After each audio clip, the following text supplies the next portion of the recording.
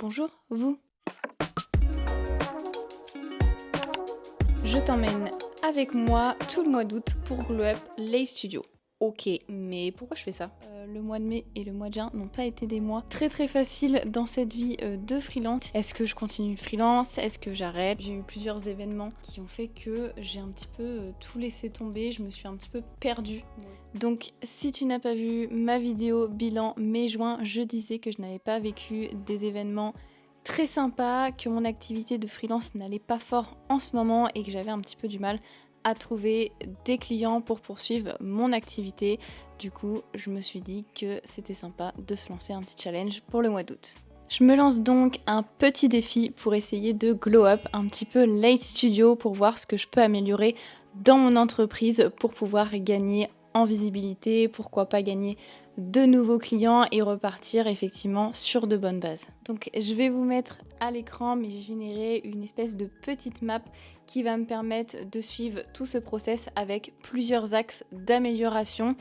Je vous en dis plus juste après avec les 4 principaux axes d'amélioration qui vont suivre du coup en vidéo. Donc vraiment, l'objectif de ce petit challenge slash défi, ça va être vraiment de reposer les bases de Lace Studio. J'ai fait un petit tour d'horizon pour savoir ce qui allait et ce qui n'allait pas, ce qui pouvait peut-être être amélioré, ce qui pouvait me permettre de gagner en visibilité, emporter, parce que c'est vrai que j'ai un petit peu abandonné mon calendrier éditorial, ce qui a fait baisser beaucoup mon engagement, notamment sur LinkedIn, et essayer de trouver un petit peu des idées pour dynamiser mon contenu, pour effectivement trouver des clients et pouvoir par la suite pérenniser Lace Studio. On croise les doigts pour que ça fonctionne.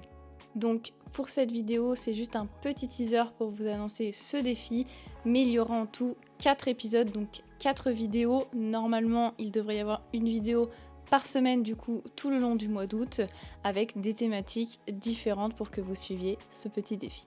On va avoir l'épisode 1 où je vais parler de ma fiche Google Business, puisqu'en fait c'est quelque chose que j'ai mis en place, mais je m'en suis pas vraiment occupée, donc j'ai été demander des petits avis par-ci par-là, mais j'ai pas énormément de contenu. Je pense que je peux faire mieux pour remonter effectivement dans les moteurs de recherche et que les prospects me trouvent plus facilement. Donc voilà, je vais vous emmener avec vous pour effectivement optimiser cette page Google Business. Pour l'épisode 2, on va se centrer plutôt sur le site internet puisque ma bête noire est clairement le SEO et le SIA. Donc je vais pouvoir reprendre quelques pages, harmoniser puisqu'en fait j'avais refait le site internet mais il y a quelques pages qui ne vont plus. Harmoniser aussi le contenu et faire attention effectivement aux mots-clés pour toujours être bien référencé effectivement sur Google, ce qui n'est pas toujours évident. Mais je sais qu'il existe des petites astuces ou en tout cas des petits tips à connaître pour pouvoir avoir un meilleur référencement sur les pages. Donc on va voir ça ensemble, le site internet, refaire quelques pages et réécrire quelques textes pour pouvoir gagner en visibilité sur internet. L'épisode 3, ça va plutôt être centré sur mon portfolio. Donc je suis graphiste et pour postuler généralement à des offres, on a besoin de joindre un portfolio, chose que je n'ai pas pour le moment, ou en tout cas j'en ai un sur mon site internet, j'en ai un sur Adobe Portfolio, mais je n'ai pas vraiment de PDF avec tous mes projets. Donc on va faire ça ensemble, revoir mon portfolio, le mettre à jour aussi sur mon site internet puisque j'ai fait d'autres identités visuelles à mettre sur le site. Et on va voir ça ensemble, comment on fait un portfolio de graphiste. Et évidemment, le dernier épisode sera centré sur les réseaux sociaux, puisque là, mon calendrier éditorial, c'est vraiment n'importe quoi. J'ai perdu le fil sur LinkedIn, j'ai perdu complètement le fil sur Instagram. Mon objectif TikTok est loin d'être atteint, puisque je n'ai jamais reposté de vidéo sur ce réseau-là.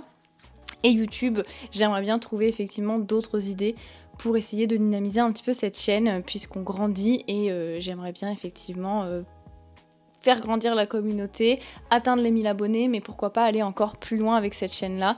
Donc on verra ensemble tout ce qui se passe sur mes réseaux sociaux, avec notamment le calendrier éditorial, les idées de posts, voir un petit peu ce qu'on y fait comme stratégie sur ces 4 différents réseaux-là.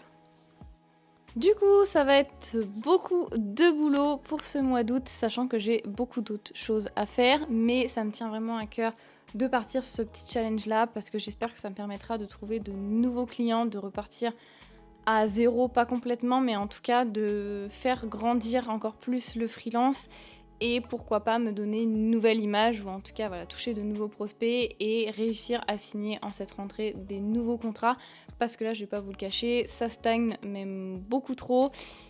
Niveau chiffre d'affaires, c'est pas toujours ça. Là, pour le mois d'août, c'est pas mal, mais ça pourrait être largement mieux, même si je suis contente des autres chiffres d'affaires que j'ai pu faire dans l'année.